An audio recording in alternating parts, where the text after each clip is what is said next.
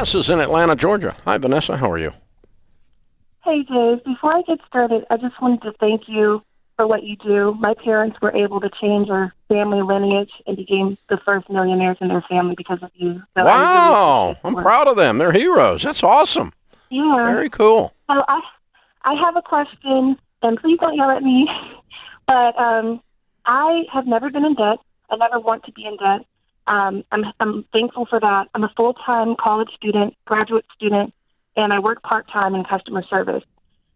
With Joe Biden's $10,000 student loan forgiveness, and with the fact that they're not expecting payments on interest on student loans until the pandemic is over, well, currently until December 31st, I was wondering, is it financially responsible and morally ethical for me to take out $10,000 that I don't need if it's going to be forgiven and I don't have to pay interest or payments on it?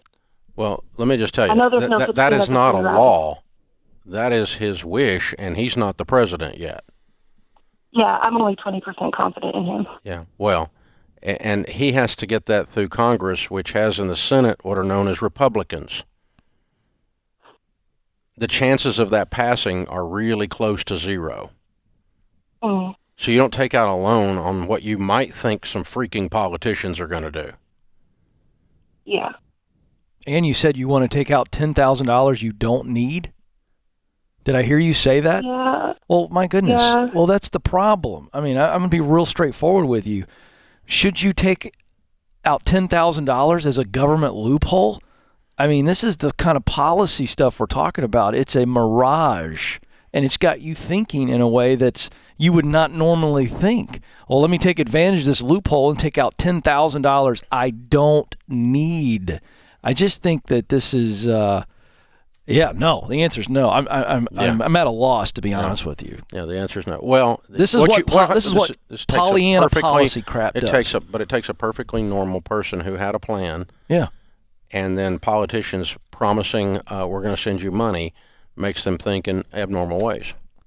And so, it's this is the problem with stupid butt stuff. There are always strings attached to that stuff. Even if they got a version of that passed, there are strings always attached to it. He cannot do it by executive order. No, he cannot. He can't get through Congress. No. So it's one more time. It's like Oprah. You get a car, and you get a car, and you get a car, and I've gotten elected, and I'm going to give you this, and I'm going to give you that, and it's horse crap. Everything's free, except it's not.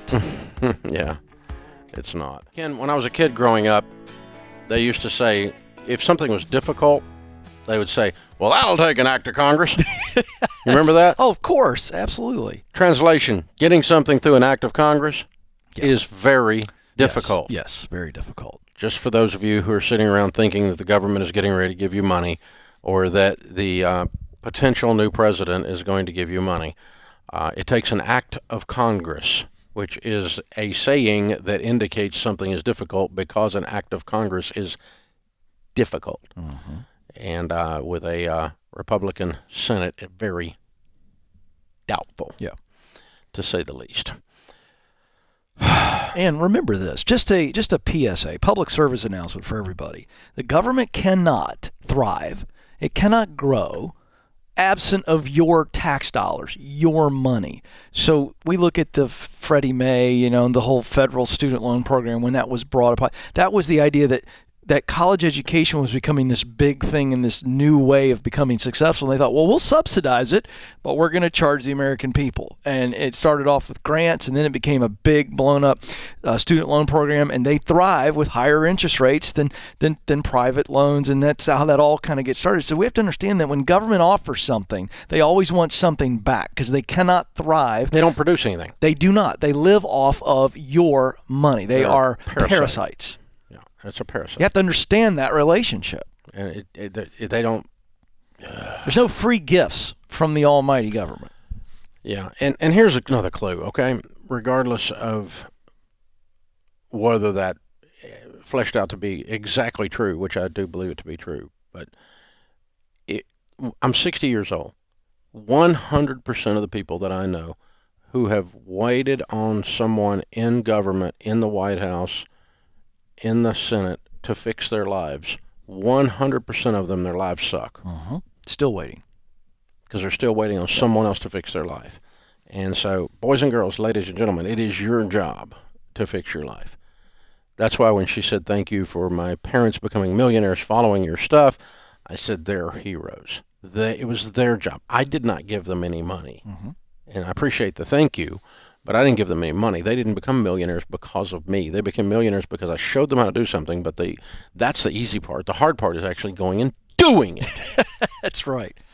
So when you go and do something, that's when we call you a doer, not a victim, not a dreamer. Okay, back to breathing again.